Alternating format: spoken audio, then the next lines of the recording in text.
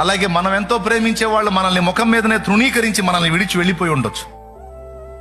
నానా మాటలని మన దగ్గర మేలు పొందిన వాళ్ళు, ఉపకారం పొందిన వాళ్ళు మన ముఖం మీదనే మనల్ని తృణీకరించి వెళ్ళిపోయిన అనుభవాలు కూడా మనలో కొంతమందికి ఎదురై ఉండొచ్చు.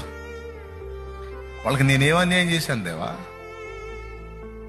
వెళ్ళింది కాక మళ్ళా నా మీద ఇంత విషంగా కక్కుతున్నారు, నేను వాళ్ళకి ఎంత మేలు చేశాను, ఎన్ని రకాలుగా ఉపయోగపడ్డాను, నన్ను ఎన్ని రకాలుగా ఉపయోగించుకున్నారు, ఇప్పుడేంది నాయన నా మీద కత్తులు విసురుతున్నారు, విషం కక్కుతున్నారు. మనకిష్టమైన వాళ్ళని కొంతమందిని లాస్ అవుతాం, మనం ఎంతో ప్రేమించే వాళ్ళని కొంతమంది మన ముఖం మీదనే తృణీకరించి వెళ్ళిపోయే పరిస్థితులు మనకి ఏర్పడు. మనకెంతో ఇష్టమైన ప్రదేశాల నుంచి, సమాజాల్లోంచి మనం మరో ప్రాంతానికి పంపబడతాం.